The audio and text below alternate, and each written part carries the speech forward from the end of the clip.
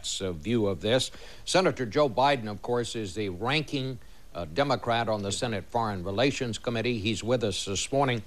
And Senator, before we talk about Iraq and what's going on there, I want to ask you about another passage in this book, because Bob Woodward says that in 2001, in July, that is before the attacks on 9/11, the CIA director George Tenet and his top counterterrorism man, Cofer Black, asked for basically an emergency appointment with Condoleezza Rice, the president's national security advisor, and they told her that they believe that al-Qaeda was going to attack us in this country. Now, as far as I know, this was not known about until Bob Woodward published this book.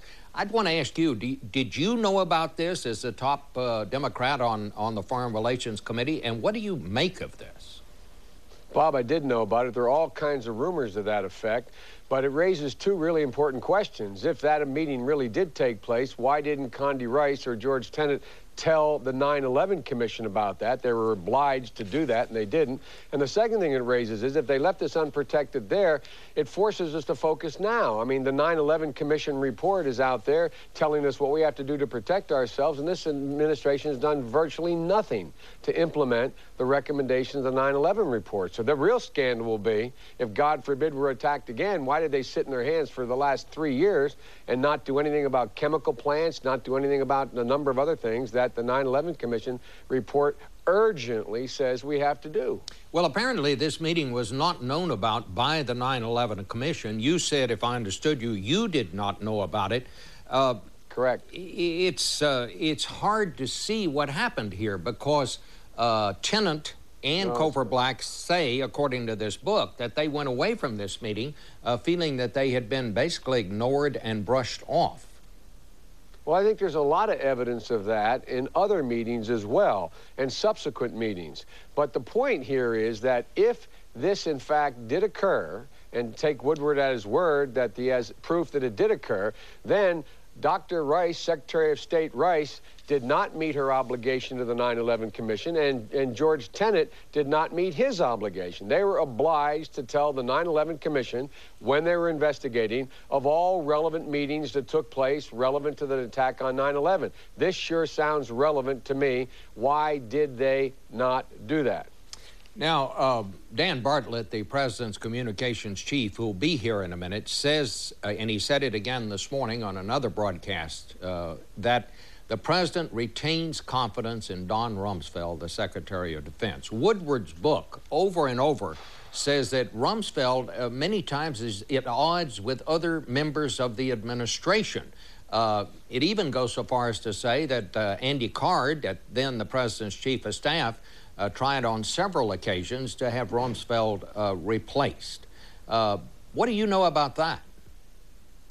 Well, that's my understanding as well. Bob, I was on your program right after Abu Ghraib. I called for Rumsfeld's resignation.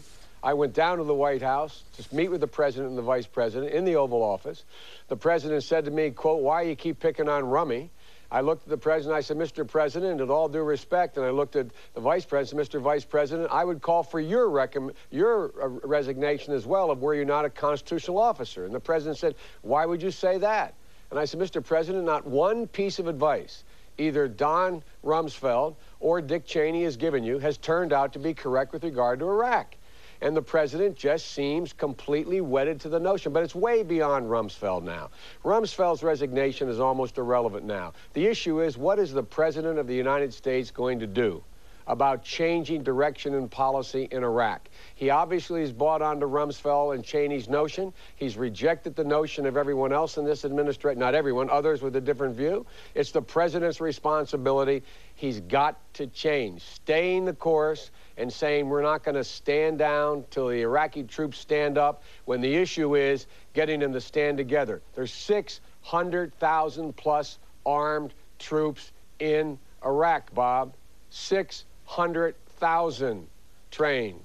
And there's more violence. Did you just say that you would have called for the president's recommendation, had that been constitutionally possible, when you called for... Yeah. You told the president that to his face? I told the president, with Dick Cheney right there. I was straightforward. What did they say? It's not They just looked at me like I was crazy. I mean, look, this isn't about, it's not personal.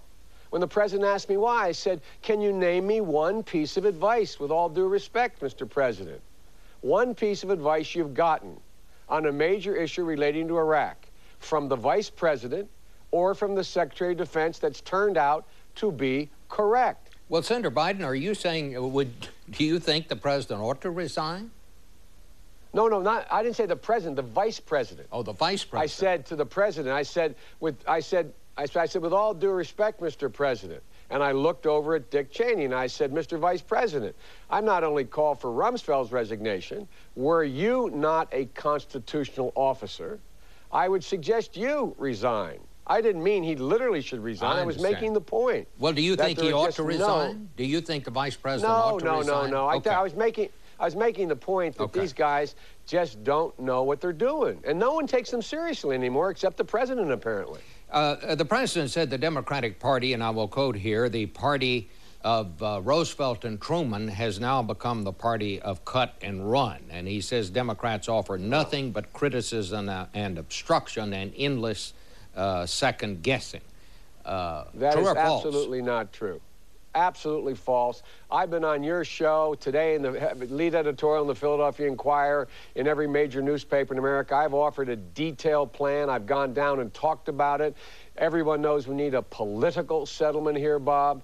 My plan, and many Democrats have embraced and many Democratic candidates have embraced, says you got to give breathing room to the Kurds, the Shia, and the Sunnis with a federal city called Baghdad. Let them have their own regions within this federation. Give the Sunnis a piece of the oil and have an American force stay over the horizon to keep the neighbors from interfering. That's a political solution. You may disagree with it. An awful lot of people agree, but it is an offer of a reasonable way that we can responsibly take our troops home. The president is I think, wallowing now in a combination of there's within the administration, Bob, and all your sources ask them. They are completely at odds with one another. They have no idea what to do next.